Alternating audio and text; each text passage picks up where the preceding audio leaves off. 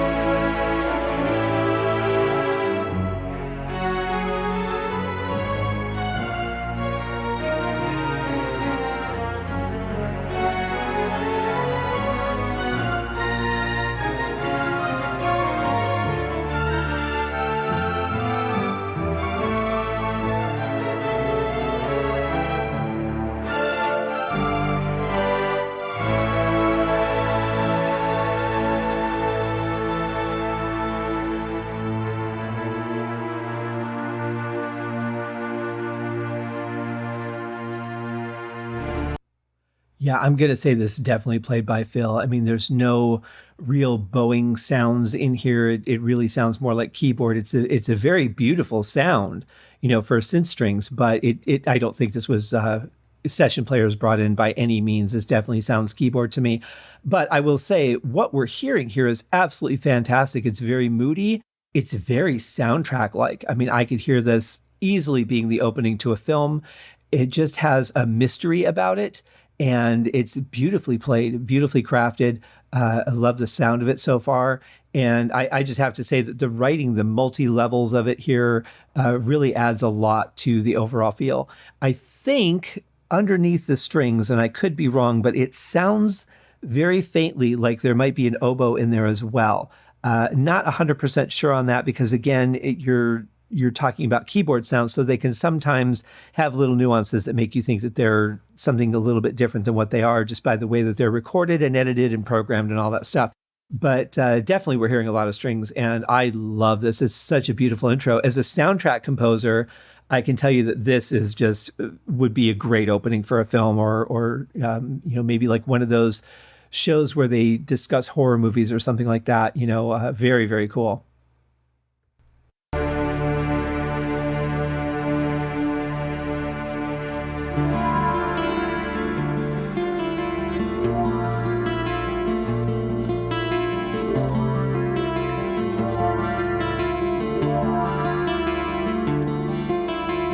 I love this crystal clear guitar sound. It is so beautiful.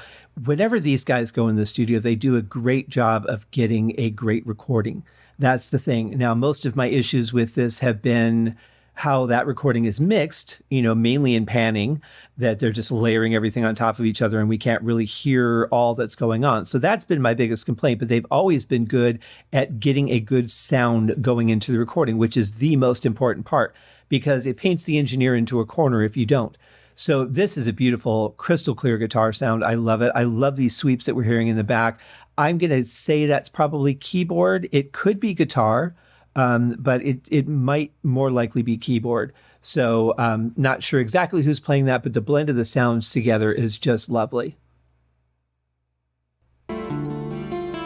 Locked behind the door, taken by force, but I'm not guilty of the crime. How can this be real? What is against the law to say what's on your mind? I really like that they dropped out the sweeps to make room for the vocals instead of trying to put them under, but then they gently add back in some strings to it as well. And it's just this nice song that feels like it's in motion. Things are going to come into frame, things are going to go out of frame, and it's just going to roll very smoothly as you would expect. But it's a nice vocal too, obviously very passionate. This person is a victim of what's happening to them. They said something that upset somebody and now they're being arrested for it. God, that's such a common theme in our society over the years, isn't it? But aside from that political part of the statement, the vocal itself is very, very passionate. You really feel there's a sense of dread and frustration and anger and hurt and fright and everything going into this. And it's just really nicely throws back to the opening that had that same feel to it. Really mysterious. I'm not sure what's going to happen. Something's not good. That theme really plays out well between the vocals and the strings in the opening.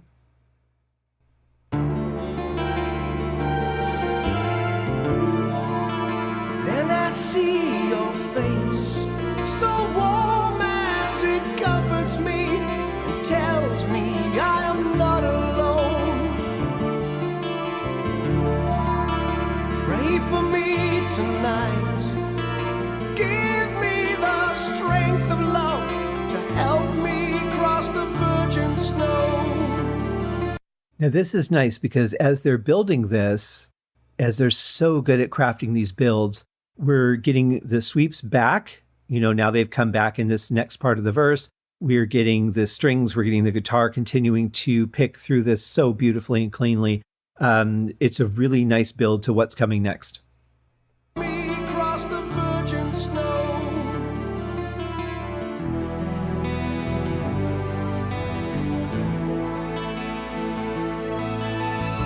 I will run till daybreak.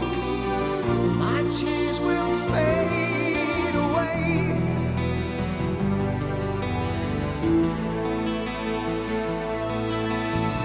It will never take me again. No, I'm never going back. 'Cause when I get to the golden palace, everything will surely be so clear. Yeah, that's what I'm talking about. That builds right into this change and then adding the bass guitar and then adding the drums here at the end. Really nice. The bass added a really nice tone to the sound as well. And now, of course, we're getting the beat to go with everything. But yeah, I love this. I kind of feel that I'm getting the visual of, say, a man with a long beard, being escorted unhappily through the snow onto his destination, which may be his pending death. and the snow starting to collect in his beard because it's really coming down out there. The mood of the song just gives me that feel. It's dark and gloomy outside. It's in the daytime where it should be bright, but it's not because there's just gray clouds everywhere. And that only seems to fit when you're going to be brought to a place you don't want to be in. Now, I'm thinking the Golden Palace is his ultimate destination, but he's going to have to go through some stuff before he gets there and enjoys that paradise that he's knows he's eventually going to see.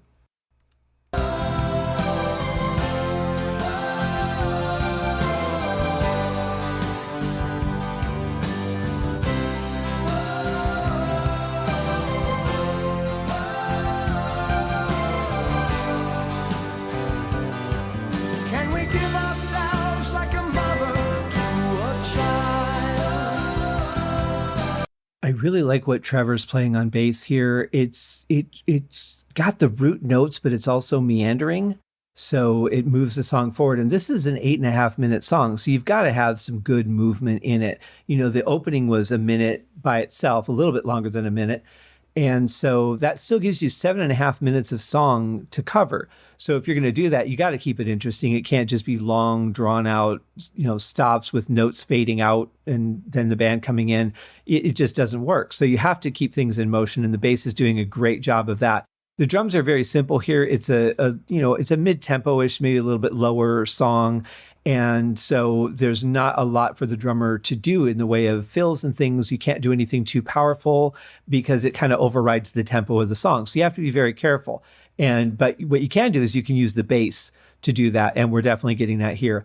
I also love these little bits of strings that we're hearing from Phil on there. They're really, really subtle and simple, but they really stand out because they're not being played the whole time. They're staccato. They've got a little bit more of an attack to them, so they just come in and they're very noticeable. They're also put a little bit more up front in the mix than I would expect. So your attention is drawn to them a bit, and they sound really good. I like what he's playing there. I love the variety between the two sections he plays them in. It has a really good feel, but it's just a little bit of, sprinkles over the top of the cupcake, if you will.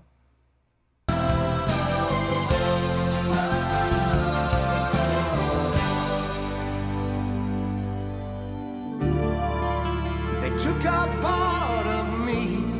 Whenever I think of it, I shiver to the bone. The scar is on my heart. When will the crimes of inhumanity be known?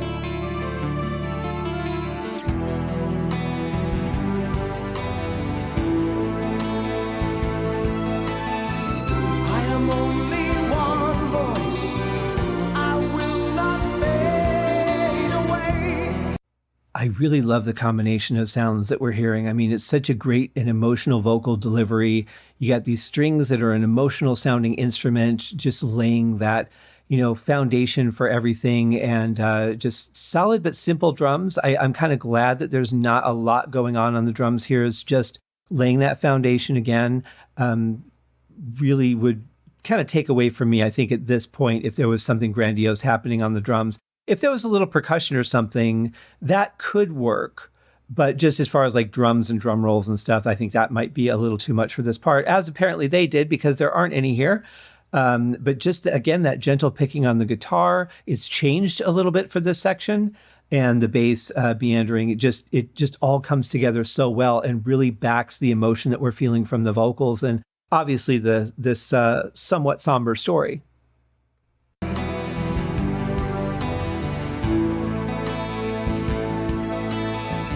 So many are silent, but I will never look back. 'Cause when I get to the Golden Palace, everything will surely disappear.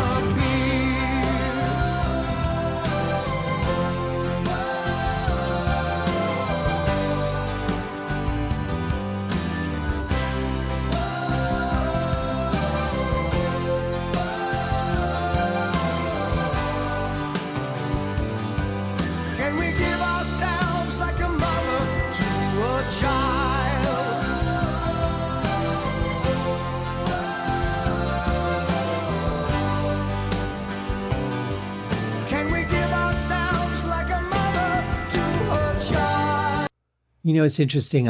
I'm still picturing this man being led through the snow, but I feel like he's facing it with his smile to the sky. You know, like we got to do this. We got to go through whatever it is because we have to get where I want to be. But at the end, it's all going to be okay. When I end up at the Golden Palace, everything's going to be fine. And let's just get this done. I feel like a sense almost of empowerment here. And I don't know exactly where that's coming from because the story isn't really giving us that, not to that degree. But I don't know, maybe it's just the dialogue delivery or the vocal delivery. Sorry, I do a lot of audiobooks, so I often refer to vocals as dialogue. But it could be that. It could be the difference in the intensity of it from the beginning. You know, the beginning, he was a lot more pleading and desperate. And why is this happening? And this is wrong. I don't want this. And now I feel like there's a certain level of acceptance here because he knows that the ultimate location is going to be the best thing ever. At least that's what I'm getting out of it. So, I mean, you know, this show is all about interpreting the song in the moment. And in this moment, that's what I'm getting out of it. If I listen to the song 2 hours from now, who knows?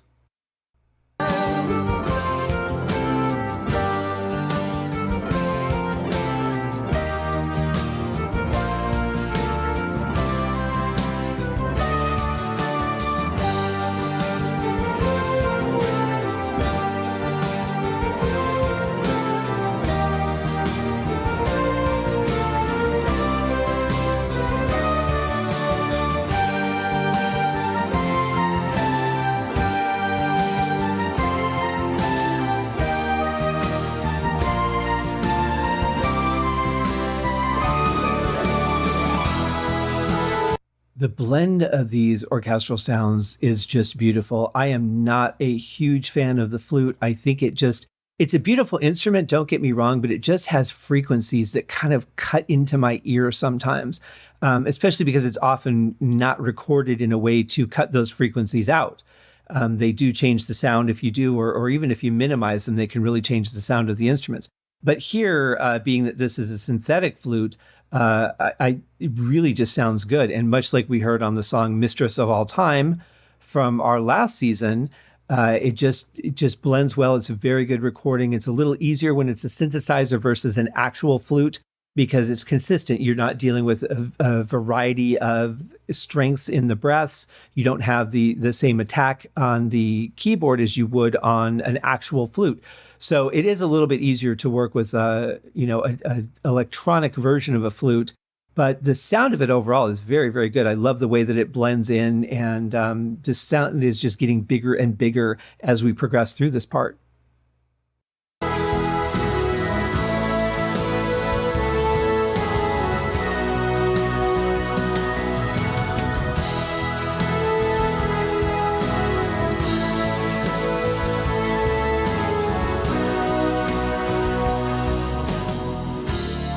You know, through this, I feel like the sun is coming through the clouds. It's shining on him, melting the snow in his beard, just kind of warming him up, making him feel like it's shining on him specifically, and that there's a moment of triumph and empowerment. He's accepted whatever's going to happen to him because, again, he knows that ultimately everything's going to be just fine. And I love that the music makes me feel that way. Again, great work for a soundtrack. I feel there's so many opportunities there, but overall, the blend of it, the progression, the build of it has been, it doesn't seem like we're 6 minutes into this song already. It feels like the song's really only been 3 or 4 minutes. And I just love the build of it. I love the blend of the audio palette, just really, really beautifully done.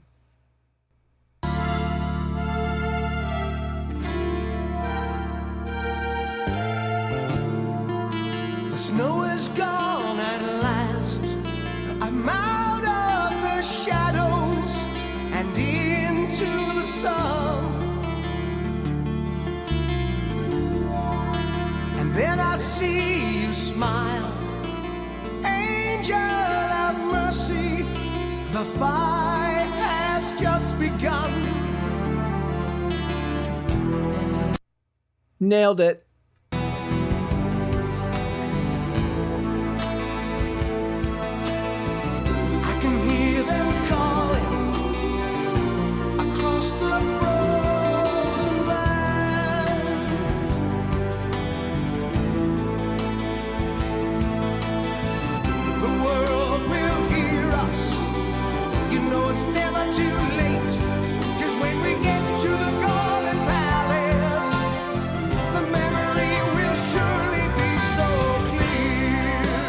The backing vocals were really, really blended in well with the strings, and definitely got the sense that they had the feeling of the angels calling, and now we're going back to the lower backing vocals again, as we would expect for this part.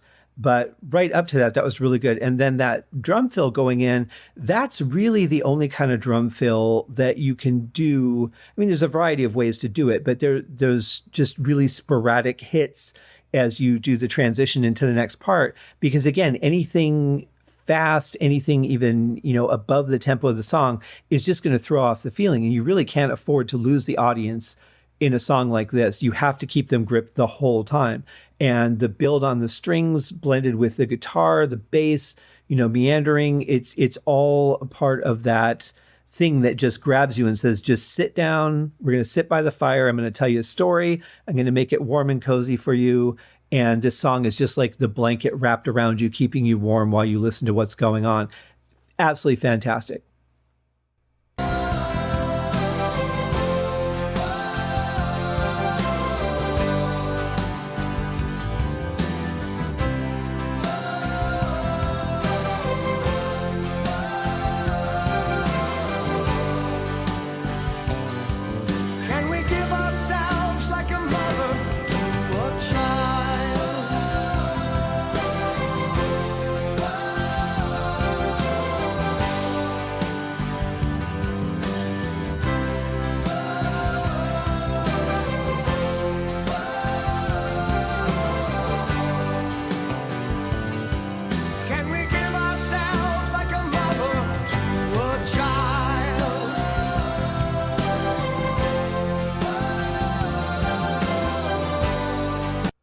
So I don't know about you guys, but I do feel that this is getting a little bit repetitive. There's just been a lot of these long passages with the break with the line, can we give ourselves to a mother like a child? And then back into this part again. It seems like it's filled up a good chunk of the song, and it kind of explains why the song is 8.5 minutes. If there was something different going on, like if the music had changed, if there was some different inflections in there, maybe something removed and something else added, I don't know, just giving it a little bit more variety, I think that I would probably like that part a little bit better. I like the part, I should say. I just think it's been repeated a little too much now for my taste. But it's a beautiful part, and I definitely feel like this is one of those songs that if they were doing different things behind it, it would be one that, if it fades out, I would want to hear beyond the fade out. For me, if this one faded out now, I'd be good with it. And we still have another, a little over 30 seconds of the song left. So just a little bit repetitive, but it's one of those songs that you feel like could end a concert very well. You just kind of drift and everybody's like, warming up together. They all feel they've shared this wonderful experience. And there's a unity on stage. There's a unity within the audience, and just that sort of, arm in arm swaying back and forth kind of ending. But it's not changing a lot, which is not typical with Uriah Heep. Usually they're putting different things in here. Of course, usually by this point, Lee Kerslake would start doing a lot of different fills. And again, with this kind of music, you really have to be careful how far you push that, because the fills can definitely very easily get over the top of the music and lose the feeling. So again, you just have to be really careful with it. But yeah, it's understandable why it's an 8.5 minute song, because it's just got this part repeated so much in it.